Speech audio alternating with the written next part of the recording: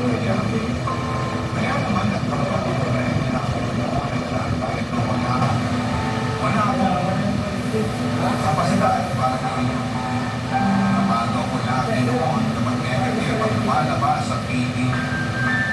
Hanggang isang araw pa, ipagpasok yung pag-negative. Nagulat ako papagod. Naisip ko mga hindi nga ako tao. Pero noong nagpa-check ang amoy na lamang bumili talaga ang totoong kondisyon. At parang kumukulon ang mundo ko noong na-realize ko ng isang pinag-buntis na may may. Inalam ko kung sino ang totoong nakabuntis kay may may at nalaman kong si John yun. Nabasa ko kung saan nila sa isang social media at tunay na wasa ang mundo ko.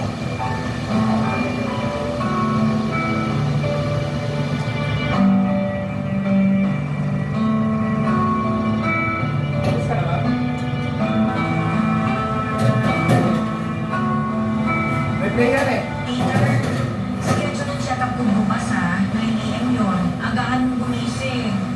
Okay. Pwede pa tayo dumaan sa mall bukas sa afternoon check-up. Pwede tingnan lang ako. Okay. Ay!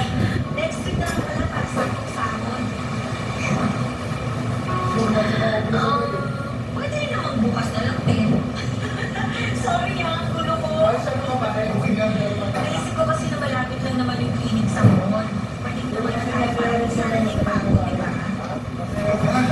Pero paano yan? Wala pang sahod bukas. Ay, baka kasi makapabili tayo ng wala sa oras eh. Baka magalaw natin yung ipon natin. Ang bilis ko pa naman matukso pagdating sa pagsha-shopping. Oo. Mabilis ka matukso. Ha?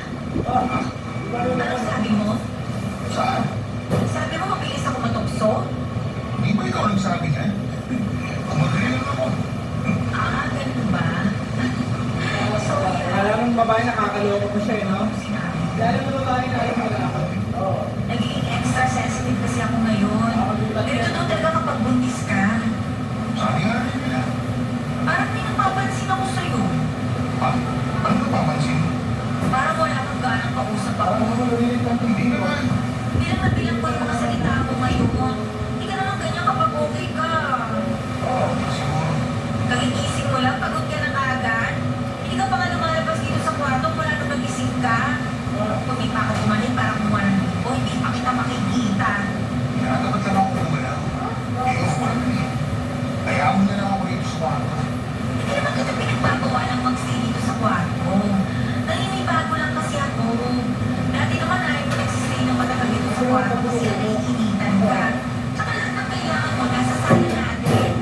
Sabi ko na naman dito sa kwarto. Para bago. Peter, may problema ba? Wala. Magsabi ka nga ng totoo. Ang totoo. Oo! Yung totoo! Baka ikaw pwede mauna. Natatakot lang kasi ako. Saan?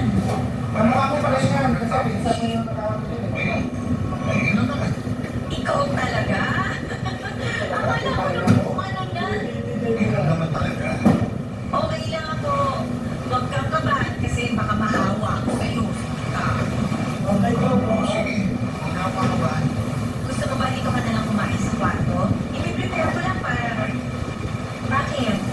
Mahal kita. Mahal na mahal. Mahal na mahal din kita. Huwag mo akong iiwan ha. Bakit ko naman gagawin yun? Ngayon pala magkakaanak na tayo.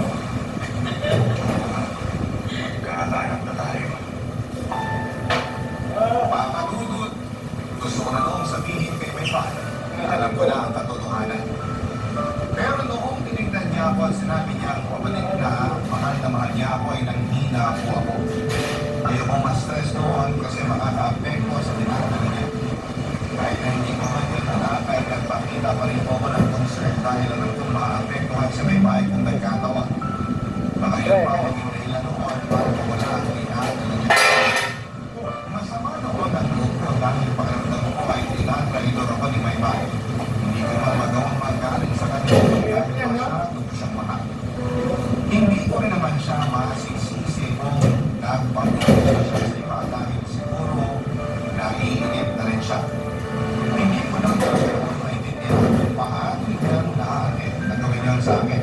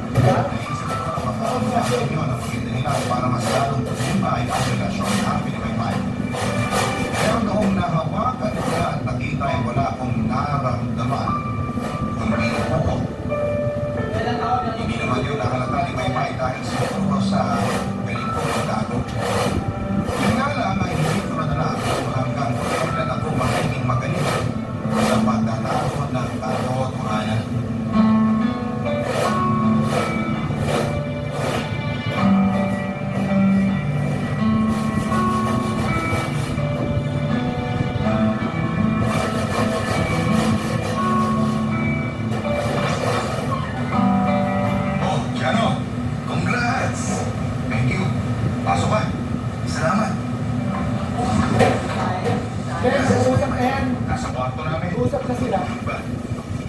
Sayang naman. Nagdala pa naman ako ng mga plata na paborito niya. Natutulog lang din kasi niya.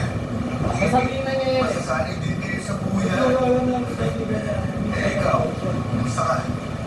Okay naman. Tatay ka na. Congrats. Oo nga eh. Parang hindi ka pa masaya. Huwag mo sabihin, tawag ka pa rin hanggang ngayon. Hindi na ako takot. Anong na-feel mo? Galit?